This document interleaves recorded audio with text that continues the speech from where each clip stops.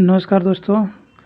आगामी 2022 में आने वाले बिहार एसआई के लिए पीटी के लिए एडिटोरियल प्रकाशन का 100 महत्वपूर्ण क्वेश्चनों का प्रैक्टिस सेट आज सॉल्व करेंगे। तो चलिए लगाते हैं सेट। पहला क्वेश्चन है, इनमें से कौन नवीकरणीय ऊर्जा का स्रोत है? तो ऑप्शन है सौर ऊर्जा, पवन ऊर्जा और ज्वारीय ऊर्जा। ये तीनों ऊर्जा नवीकरणीय ऊर्जा का स्रोत है और भूतापीय ऊर्जा भी आएगा, तो इसका डी आंसर हो जाएगा। दरअसल जब किसी ऊर्जा स्रोत का उपयोग पुनः रूप से बार बार किया जा सकता है तो ऐसे स्रोत से प्राप्त ऊर्जा को नवीकरणीय ऊर्जा कहते हैं, और ठीक इसका उल्टा गैर नवीकरणीय ऊर्जा होगा। नेक्स्ट 2 नंबर की ओर देखते हैं।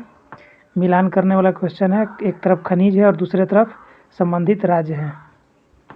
तो पाइराइट जो है वो राजस्थान में पाया जाता है और मैग्नीज उड़ीसा में पाया जाता है, लिग्नाइट तमिलनाडु में पाया जाता है और टिन छत्तीसगढ़ में पाया जाता है। तो ये इसका आंसर हो जाएगा।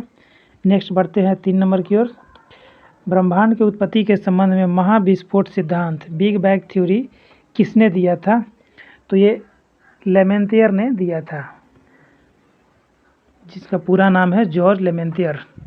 नेक्स्ट 4 नंबर क्वेश्चन है, महावेली गंगा किस देश की सबसे लंबी नदी है? तो ये श्रीलंका की सबसे बड़ी नदी है। 5 नंबर क्वेश्चन देखते हैं, इनमें से कौन सही सुमेलित नहीं है? तो पहला वन्य जीव अभयारण्य है मूकाम्बिका कर्नाटक में, सही है। दूसरा डालमा झारखंड में है, ये भी सही है। और तीसरा नैयर वन्य जीव अभयारण्य छत्तीसगढ़ में दिया है, ये गलत है, ये केरल में होगा। और 5वां है कोटिगांव गोवा में, ये सही है। तो इसका सी आंसर गलत है। नेक्स्ट 6 नंबर की ओर देखते हैं। हिमालय के किस भाग में करेवा भू आकृति पाई जाती है?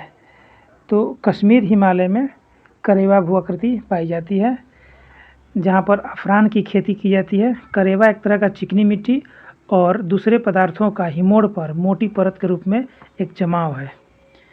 नेक्स्ट 7 नंबर देखते हैं। भागीरथी और अलकनंदा नदियों के संगम स्थल को किस नाम से जाना जाता है? तो इसे देवप्रयाग के नाम से जाना जाता है। देवप्रयाग दरअसल भागीरथी और अलकनंदा का मिलन है, और रुद्रप्रयाग में मंदाकिनी और अलकनंदा मिलता है, नंदप्रयाग में नंदाकिनी और अलकनंदा मिलता है, और कर्णप्रयाग में पिंडर एवं अलकनंदा का संगम है। तो भागीरथी और अलकनंदा पूछ रहा है, तो ये डी इसका आंसर हो जाएगा, देवप्रयाग। नेक्स्ट है कुगटी वन्य पशु विहार किस राज्य में स्थित है? तो ये हिमाचल प्रदेश के चंबा जिले में स्थित है कुगटी वन्य पशु जीव अभयारण्य। नेक्स्ट 9 नंबर देखते हैं। इनमें से कौन शनि ग्रह के छल्ले की खोज से जुड़ा है? तो गैलीलियो ने शनि ग्रह के छल्ले का खोज किया था। इन छल्लों का आकार और विभिन्न गैसों के अनगिनत कण होते हैं इन छल्लों में। नेक्स्ट 10 नंबर देखते हैं। इनमें से कौन सही सुमेलित नहीं है? तो 10 का पहला फिरोजाबाद, ये ग्लास बैंगल्स चूड़ी के लिए प्रसिद्ध है, सही है। सिल्क उद्योग के लिए भागलपुर, सही है। और खेल सामग्री जलंधर में बनता है, ये भी सही है। सांभर हाथ ब्लॉक प्रिंटिंग, ये गलत है। दरअसल राजस्थान में सांभर झील नमक उत्पादन के लिए प्रसिद्ध है, और सांगनेर और जयपुर हाथ ब्लॉक प्रिंटिंग के लिए प्रसिद्ध है। तो यहाँ सांभर गलत होगा, हाथ ब्लॉक प्रिंटिंग जयपुर और सांगानेर के लिए होगा। नेक्स्ट 11 नंबर देखते हैं। इनमें से कौन कृत्रिम पारिस्थितिकी तंत्र का उदाहरण है? तो इसका डी आंसर हो जाएगा, धान का खेत। दोस्तों ये क्वेश्चन बहुत बार रिपीट होता है एग्जाम में, ये अभी एसआई के एग्जाम में आया भी था नेक्स्ट टाइम, तो इसे ध्यान रखेंगे। नेक्स्ट 12 नंबर क्वेश्चन देखते हैं। एनजीटी का स्थापना किस वर्ष किया गया? नेशनल ग्रीन ट्रिब्यूनल, बहुत इंपॉर्टेंट क्वेश्चन है। तो 2010 में इसकी एनजीटी की स्थापना 18 अक्टूबर को किया गया था। दरअसल एनजीटी का काम वन, पर्यावरण संरक्षण आदि संबंधित मामलों का निपटारा करना और उसकी देखरेख करना है। 13 नंबर क्वेश्चन देखते हैं। पर्यावरण संरक्षण हेतु ग्रीन आर्मी किस देश ने आरंभ किया है? तो ऐसा ऑस्ट्रेलिया ने किया है। बहुत अच्छा क्वेश्चन है, ये याद रखेंगे। अगला है विश्व पृथ्वी दिवस प्रतिवर्ष कब मनाया जाता है? तो ये 22 अप्रैल को मनाया जाता है। नेक्स्ट बढ़ते हैं 15 नंबर की ओर। खाद्य श्रृंखला में विभिन्न घटकों का सही क्रम क्या है? ये भी इंपॉर्टेंट क्वेश्चन आता है एग्जाम में। तो इसका सही क्रम है, घास को टिड्डा खाएगा, टिड्डा को मेढक खाएगा और मेढक को सर्प खाएगा। तो ये खाद्य श्रृंखला का सही क्रम है। दरअसल इसमें घास जो हो जाएगा उत्पादक होगा, टिड्डा प्राथमिक उपभोक्ता और मेढक द्वितीय उपभोक्ता और सर्प जो है वो तृतीय उपभोक्ता हो जाएगा। और सबसे लास्ट में अपघटक आता है। 16 नंबर देखते हैं। सेदाई फ्रेमवर्क के परिप्रेक्ष्य में 15 वर्षीय आपदा न्यूनीकरण रोड मैप जो कि 2015 से 30 तक के लिए है, इसको तैयार करने वाला भारत का पहला राज्य कौन है? तो बिहार सही इसका आंसर होगा। 17 नंबर देखते हैं कि देश में बेरोजगारी संबंधी आंकड़े कौन जारी करता है? तो ये NSSO बेरोजगारी संबंधी आंकड़े देश में जारी करता है, जिसका स्थापना 1950 में हुआ था और इसका हेडक्वार्टर नई दिल्ली में है। 18 नंबर देखते हैं। पहली बार शहरी और ग्रामीण क्षेत्रों के लिए कैलोरी की अलग अलग मात्रा किस समिति ने निर्धारित की थी? तो वाई के अलग समिति ने निर्धारित किया था, जो कि ग्रामीण के लिए 2400 कैलोरी और शहरी क्षेत्र के लिए 2100 कैलोरी निर्धारित किया गया था वाई के अलग समिति द्वारा। 19 नंबर है। भारतीय प्रतिभूति एवं विनिमय बोर्ड का हेडक्वार्टर कहाँ पर है? तो इसका हेडक्वार्टर है मुंबई में और सेबी का मुख्यालय मुख्यालय मुंबई में है और इसका स्थापना 1988 में किया गया था। तो ये सेबी का ये फुल फॉर्म है, भारतीय प्रतिभूति एवं विनिमय बोर्ड। नेक्स्ट बढ़ते हैं 20 नंबर क्वेश्चन की ओर। राष्ट्रीय किसान आयोग का गठन किस वर्ष किया गया? तो 2004 में राष्ट्रीय किसान आयोग का गठन किया गया था, जिसका प्रथम अध्यक्ष सोमपाल थे। 21 नंबर है। प्लांक नियतांक का SI यूनिट इकाई क्या है? तो इसका जूल सेकेंड हो जाएगा, प्लांक नियतांक का SI यूनिट। नेक्स्ट बढ़ते हैं 22 नंबर। दो धातुओं का सोल्डरन किस गुण के कारण संभव है? तो आसंजन के कारण इसका संभव है। दो धातुओं का इसका आसंजन जो है कोहेसन के गुण के कारण होता है। जब दो धातुओं के जोड़ पर ऊष्मा उत्पन्न करते हैं तो सोल्डर धातु पिघलती है और ज्वाइंट के बीच में केशिकत्व के कारण नैरो जगह में ये प्रवेश कर जाएगा। तो इसी के कारण कोहेसन के कारण सोल्डरन का गुण जो है वो संभव हो पाता है, सही से मेल्ट हो पाएगा। 23 नंबर देखते हैं। पृथ्वी पर दूरस्थ वस्तुओं को देखने के लिए उपयुक्त उपकरण कौन सा है? तो पार्थिव दूरदर्शक के माध्यम से हम दूरस्थ वस्तुओं को देखने के लिए प्रयोग करते हैं। नेक्स्ट 24 नंबर है। प्रकाशीय दूरबीन की अपेक्षा रेडियो दूरबीन अच्छे क्यों होते हैं? तो दिन रात के दौरान दोनों ये काम करता है और मंद माध्यकिनियों का पता लगाने लेते हैं जो प्रकाशीय दूरबीन नहीं कर सकता है, और बादल के साथ जो रात रहेगा उसमें भी ये काम करेगा, चाहे बादल भी रहे तब भी। तो इसका डी आंसर हो जाएगा उपरोक्त सभी। तो प्रकाशीय दूरबीन की अपेक्षा रेडियो दूरबीन अच्छे होते हैं। तो नेक्स्ट 25 नंबर देखते हैं। एक्स किरणें किस प्रकार की किरणें हैं? तो ये विद्युत चुम्बकीय किरणें हैं। 26 नंबर है। किसी वस्तु पर लगाए गए बल की दिशा वस्तु की दिशा की विपरीत दिशा में होती है तो वस्तु की गति पर क्या प्रभाव पड़ता है? तो बस ये गति जो है कम हो जाएगा, वस्तु की गति। 27 नंबर। नॉट गेट किसके द्वारा क्रियान्वित किया जा सकता है? तो एकल ट्रांजिस्टर के द्वारा नॉट गेट क्रियान्वित किया जा सकता है। 28 नंबर है। उपयुक्त उपग्रह संचार के लिए कौन सा विद्युत चुम्बकीय विकिरण प्रयुक्त किया जाता है? तो सूक्ष्म तरंग के लिए किया जाता है। 29 है। 1 माइक्रोन किसके बराबर होता है? तो 1 माइक्रोन होता है 10⁻⁻6 मीटर, जो कि ऑप्शन में नहीं है। तो इसका आंसर हो जाएगा डी। 1 माइक्रोन का हो जाएगा 10⁻⁻6। नेक्स्ट 30 नंबर है। किसी तत्व का रासायनिक गुण किस पर निर्भर करता है? तो परमाणु संख्या पर इस किसी तत्व का रासायनिक गुण निर्भर करता है। 31 नंबर देखते हैं। Rn किस तत्व का रासायनिक चिन्ह है? तो यह रेडॉन का शॉर्ट नेम है Rn। यह एक तरह का रंगहीन, गंधहीन तथा स्वादहीन गैस है रेडॉन, और यह एक नोबेल गैस है। 32 नंबर देखते हैं। क्वेश्चन है, इनमें से वह धातु कौन सा है जिसका प्रयोग विद्युत चुंबक के रूप में नहीं किया जाता है? तो तांबा का जो है प्रयोग विद्युत चुंबक के रूप में नहीं किया जाता है, क्योंकि विद्युत चुंबक के रूप में लोहा, स्टील, निकेल, कोबाल्ट आदि का प्रयोग किया जाता है, जबकि तांबा का ऐसा नहीं किया जा सकता है। 33 का देखते हैं, कोई द्रव तब उबलता है जब उसका वाष्प दाब परिवर्ती दाब के बराबर हो जाता है। डी इसका आंसर होगा। 34 है, जल वाष्पीकृत नहीं होगा यदि आर्द्रता उसका 100% हो तो जल वाष्पीकृत। 35 नंबर क्वेश्चन है, निम्नलिखित में से कौन प्राकृतिक बहुलक है? तो सेलुलोज इसका प्राकृतिक बहुलक है। सेलुलोज, लकड़ी, रेशम, त्वचा, रबड़, ये सब प्राकृतिक बहुलक के उदाहरण है, जबकि कृत्रिम बहुलक उदाहरण है नायलॉन, बेकेलाइट, पीवीसी, ये सब प्राकृतिक बहुलक के उदाहरण हैं। 36 नंबर है कि कार्बनिक यौगिकों से संबंधित निम्न में से कौन सा कथन असत्य है? तो कार्बनिक यौगिक जो है ये जल में घुलनशील नहीं है, और ये बी इसका आंसर होगा, जो कि असत्य है, ये गलत है। वे सहज ज्वलनशील नहीं है, जबकि गलत है, ये ज्वलनशील है। 37 नंबर देखते हैं, साबुन कपड़ों की बेहतर सफाई में क्यों सहायक होता है? क्योंकि यह घोल के पृष्ठीय तनाव को कम कर देता है। 38 नंबर है, सबसे मीठा शर्करा इनमें से कौन है? तो फ्रुक्टोज सबसे मीठा शर्करा होता है। फ्रुक्टोज फलों में पाया जाता है और यह एक तरह का मोनोसैकेराइड शर्करा है, जो कि प्रकृति में सबसे मीठा शर्करा है। इसको फल शर्करा भी कहते हैं। और लैक्टोज जो है वो दूध में पाया जाता है। माल्टोज शर्करा को अनाज से प्राप्त किया जा सकता है। नेक्स्ट बढ़ते हैं 39 की ओर। इसे सुमेलित करना है 39 को।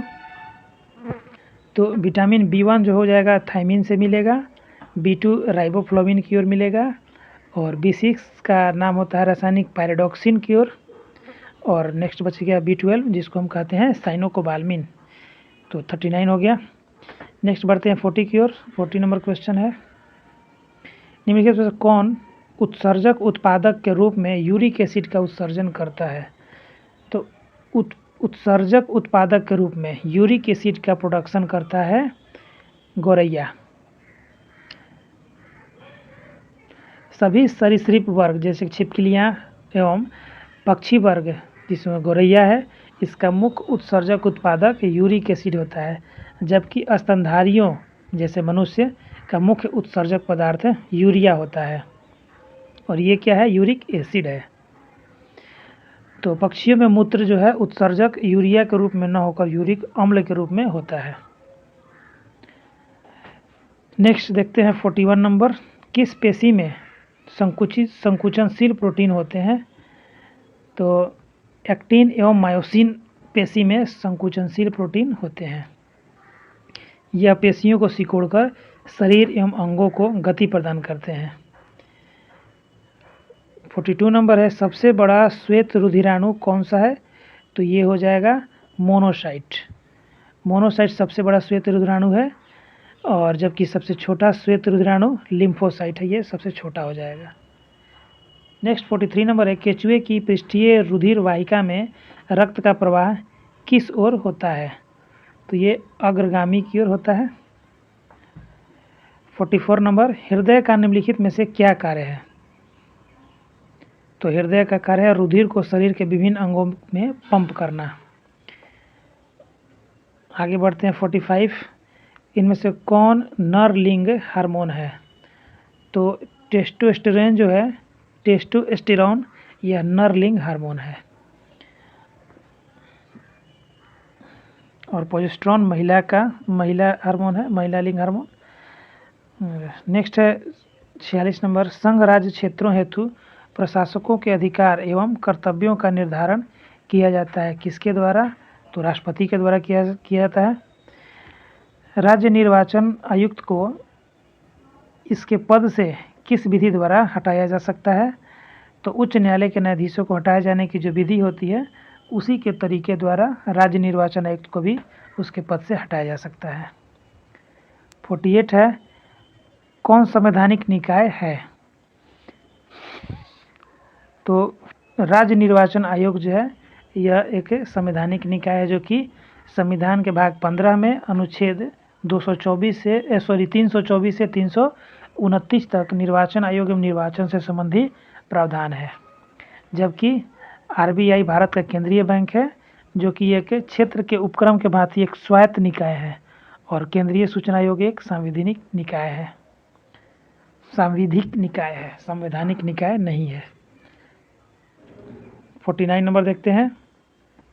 भारत के संविधान में 9वीं अनुसूची किस संविधान संशोधन द्वारा जोड़ी गई है? तो इसका ये आंसर होगा पहला संशोधन, जो कि 1951 में हुआ था।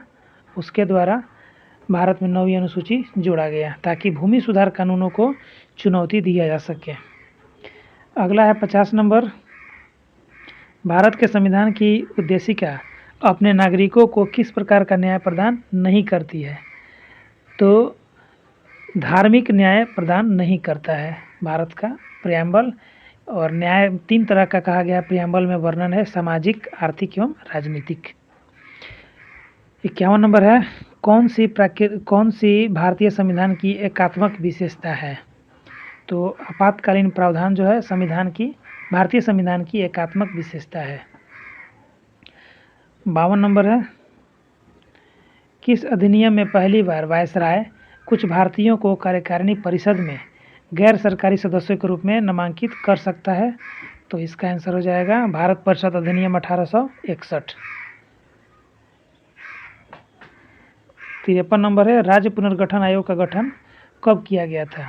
तो ये 1953 में राज्य पुनर्गठन आयोग का गठन किया गया था। 54 नंबर है। किस अनुच्छेद में कहा गया है कि भारत का कोई नागरिक किसी अन्य देश से बिना राष्ट्रपति की आज्ञा के कोई उपाधि स्वीकार नहीं कर सकता है? तो अनुच्छेद 18 के तहत उपाधियों का अंत किया गया है, और इसके तहत बिना राष्ट्रपति के आदेश से कोई भी व्यक्ति उपाधि नहीं ले सकता है किसी अन्य देश से। 55 नंबर है। भारत के संविधान में प्रस्तावना की भाषा कहाँ से लिया गया? तो ऑस्ट्रेलिया से प्रस्तावना की भाषा लिया गया था। 56 नंबर देखते हैं। भारत के नियंत्रक एवं महालेखा परीक्षक के संबंध में सही क्या है? तो दोनों कथन जो है सही है। नियंत्रक महालेखा परीक्षक जो कि सार्वजनिक धन का संरक्षक होता है, और वह सेवानिवृत्ति के पश्चात भारत सरकार के अधीन कोई पद धारण नहीं कर सकता है। अगला 57 नंबर है। अभिज्ञान शाकुंतलम का अंग्रेजी में अनुवाद किसने किया था? तो सर विलियम जोन्स इसका आंसर होगा। 58 नंबर है। किस हड़प्पा स्थल से धान की भूसी का साक्ष्य प्राप्त हुआ है? तो ये रंगपुर से प्राप्त हुआ है। 59 है। जैन धर्म में 5वां महाव्रत किस तीर्थकर ने जोड़ा है? तो ये महावीर ने जोड़ा है। पहला था अहिंसा, दूसरा सत्य, तीसरा अस्तेय, चौथा अपरिग्रह, और 5वां है महाव्रत। नेक्स्ट 60 नंबर है। इसको मिलान करना है, बहुत इंपॉर्टेंट क्वेश्चन है एग्जाम के व्यू से। 60 नंबर का देख रहे हैं इसका मिलान। तो दीवाने अर्ज क्या था? तो ये सैन्य विभाग था दीवाने अर्ज, 1 का 4 हो जाएगा। दीवाने बंदगान दास विभाग था, ये बंदगान दास। और दीवाने मुस्तखराज राज से राजस्व व्यवस्था याद रखेंगे। और दीवाने खैरात हो गया, तो खैरात में दान विभाग हो जाएगा। अगला 61 नंबर। औरंगजेब के समय सिख विद्रोह कब हुआ था? तो 1675 में औरंगजेब के समय में सिख विद्रोह हुआ था, और औरंगजेब के शासनकाल में सबसे अधिक हिंदू अधिकारी थे। इसके समय में जाट विद्रोह हुआ था, और अफगान विद्रोह, सिख विद्रोह तो हुआ ही था। अगला देखते हैं। शिवाजी ने अपना राज्याभिषेक कब कराया था? तो काशी के विद्वान थे श्री गंगा भट्ट, उसके द्वारा शिवाजी ने रायगढ़ को अपनी राजधानी बनाया, तथा 1674 में 16 जून को इसने अपना राज्याभिषेक कराया था, और इसकी मृत्यु हो गई थी शिवाजी की 14 अप्रैल 1680 को। तो 6 साल बाद राज्याभिषेक की इनकी मौत हो गई थी। नेक्स्ट देखते हैं 63 नंबर। सेंट्रल हिंदू कॉलेज की स्थापना किसने किया था? तो एनी बेसेंट ने सेंट्रल बनारस में ये कॉलेज का स्थापना किया था, हिंदू कॉलेज का। 63 नंबर है। 64 नंबर। देवबंद आंदोलन का संबंध किस राज्य से है? तो इनमें से कोई नहीं।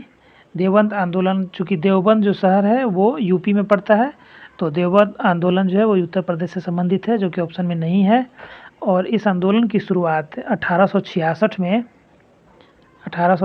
में मोहम्मद कासिम और रशीद गंगोही ने किया था। इसका मुख्य उद्देश्य क्या था? कुरान और हदीस की शिक्षाओं का मुसलमानों में प्रसार करते हुए विदेशी शासकों के विरुद्ध बगावत जारी रखना था। अगला 65 नंबर है, वानर सेना तथा मंजरी सेना का संबंध किस आंदोलन से है? किस आंदोलन में ये दो सेना सामने आया था? तो ये सविनय अवज्ञा आंदोलन में वानर सेना और मंजरी सेना सामने आया था। और ये सविनय अवज्ञा आंदोलन 6 अप्रैल 1930 को गांधी जी द्वारा शुरू किया गया था। और इस आंदोलन का दक्षिण में कंट्रोल किए थे इसको राजगोपालाचारी ने। 66 नंबर है, सुभाष चंद्र बोस को नेताजी की उपाधि किसने दी थी? तो एडोल्फ हिटलर ने नेताजी को, सुभाष चंद्र बोस को नेताजी की उपाधि दी थी। इनका जन्म नेताजी का 1896 में उड़ीसा के कटक में हुआ था। और इनका बहुत प्रसिद्ध नारा था, तुम मुझे खून दो और मैं तुझे आज़ादी दूंगा। 67 नंबर है कि लोक शिक्षा विभाग की स्थापना किस गवर्नर जनरल के काल में हुआ था? तो डलहौजी के काल में ये लोक शिक्षा विभाग की स्थापना हुई थी 1854 में।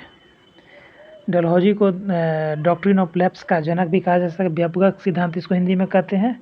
और इस नीति के तहत सबसे पहले उसने सतारा, फिर जैतपुर, झांसी आदि क्षेत्रों को अपने साम्राज्य में मिलाया था। और सतारा को सबसे पहले 1848 में इन्होंने मिला लिया था अपने राज्य में।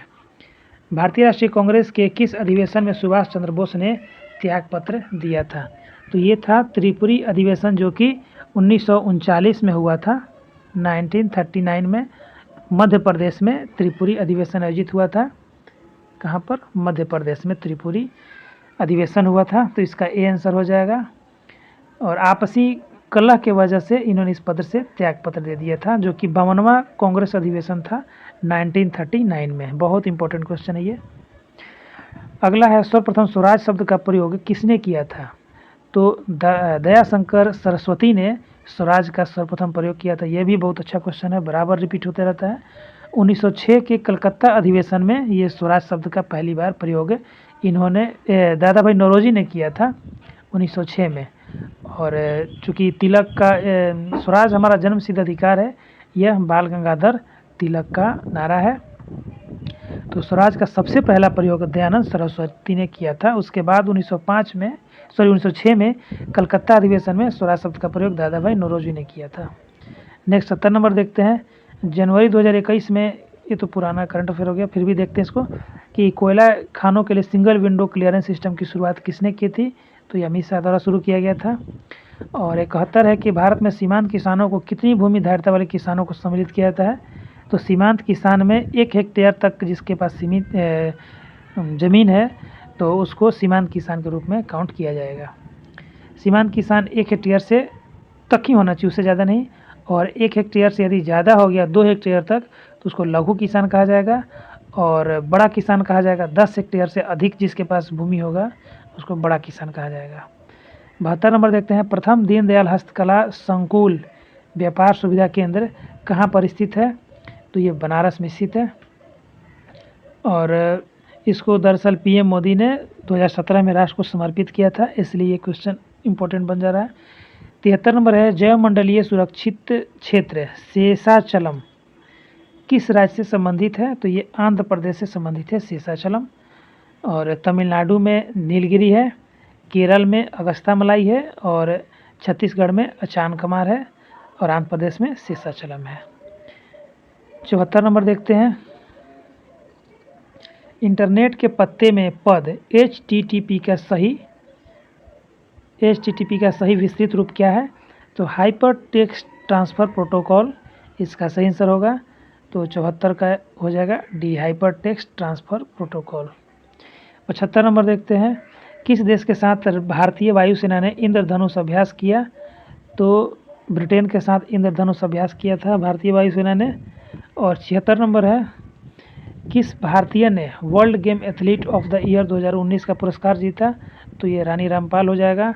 और किस राज्य सरकार ने मुख्यमंत्री कृषक दुर्घटना कल्याण योजना आरंभ की है? तो ये उत्तर प्रदेश द्वारा ये किया गया था। दोस्तों यदि अब पुराना करंट अफेयर है तो इसको आप एक से स्किप कर जाइए और जो बाकी स्टैटिक क्वेश्चन उस पर ध्यान देना है। फिर भी एक बार रिपीट कर लेते हैं। कोविड-19 रोगियों के इलाज के लिए भारत का पहला प्लाज्मा बैंक कहाँ खोला गया था? तो ये दिल्ली में खोला गया था। 79 नंबर है कि जीआई टैग पाने का लाभ क्या है? तो जीआई टैग पाने का लाभ पहला क्या कर रहा है? उपभोक्ता को वांछित लक्षणों के गुणवत्ता वाले उत्पाद प्राप्त करने में मदद करता है और उत्पादों को कानूनी संरक्षण प्राप्त करता है। ठीक है, जीआई टैग प्रदान किए गए उत्पादों की आर्थिक समृद्धि को बढ़ावा देता है।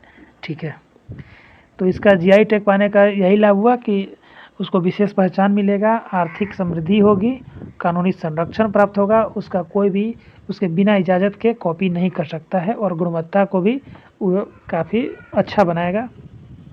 80 नंबर है, हाल ही में अजीत जोगी का निधन हो गया तो वो किस राज्य के पहले मुख्यमंत्री थे?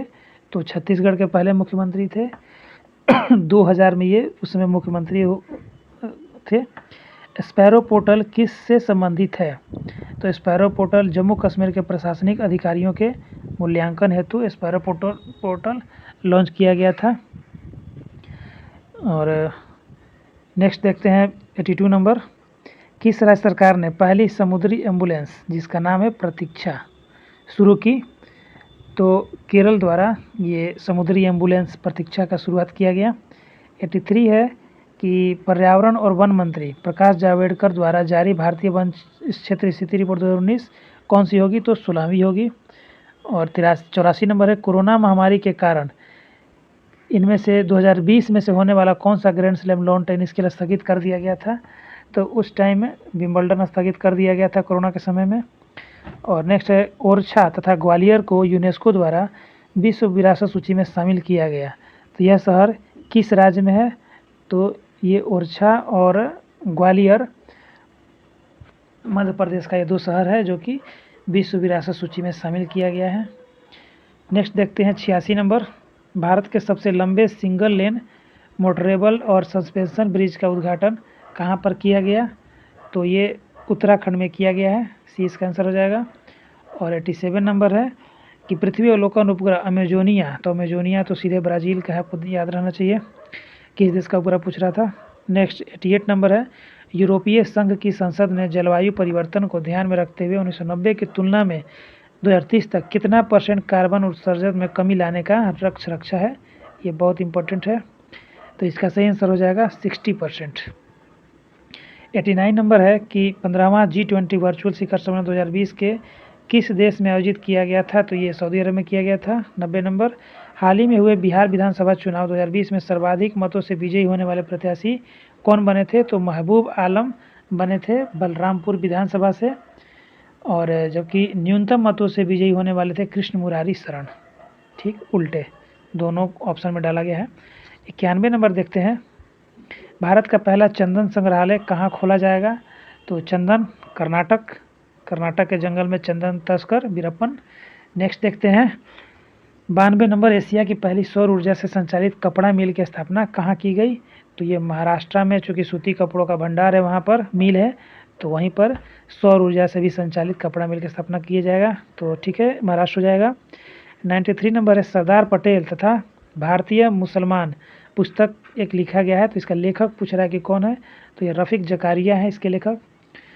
नेक्स्ट है, विश्व कपास दिवस कब मनाया जाता है? तो 7 अक्टूबर को विश्व कपास दिवस मनाया जाता है, जबकि 7 जून को खाद्य सुरक्षा दिवस मनाया जाता है। 95 नंबर है, वर्ल्ड डायबिटीज़ डे का 2020 में थीम क्या था, विषय क्या था? तो इसका विषय था नर्स एंड डायबिटीज़। 95 नंबर देखते हैं, बोलोविया के राष्ट्रपति कौन बने थे? तो इसका ए आंसर हो जाएगा। 2020 में पूरी तरह डिजिटल होने वाला पहला निर्माण संगठन कौन बना? तो ये NHAI बना, national highway authority of India. ये पूरी तरह से डिजिटल होने वाला देश का पहला निर्माण संगठन बना है, ये इंपॉर्टेंट है। 98 नंबर देखते हैं, वैश्विक लोकतंत्र सूचकांक 2020 में भारत का स्थान, तो उसमें 51वां था। अनसुईया उइके वर्तमान में किस राज्य का राज्यपाल है? तो ये छत्तीसगढ़ की थी। और लास्ट क्वेश्चन है 100 में, कि हाल ही में इंडोनेशिया के किस द्वीप पर 45,500 साल पुराना गुफा चित्र खोजा गया है? तो ये सुलोवेसी द्वीप पर खोजा गया है सबसे पुराना गुफा चित्र। तो दोस्तों ये था 100 क्वेश्चन का एडुटेरिया का प्रैक्टिस सेट बिहार SIPT के लिए। फिर नेक्स्ट प्रैक्टिस सेट में हम मिलते हैं, और यदि पुराना करंट अफेयर है तो उसको आप ध्यान नहीं दीजिए, और स्टैटिक जीके मुख्य रूप से हमको रिपीट करते रहना है, ताकि ये क्वेश्चन किसी न किसी एग्जाम में रिपीट होते रहते हैं, और SI के लिए बहुत महत्वपूर्ण क्वेश्चन इसमें संलग्न किया गया है। तो मिलते हैं नेक्स्ट वीडियो में, तब तक के लिए धन्यवाद। Thanks for watching, please subscribe also.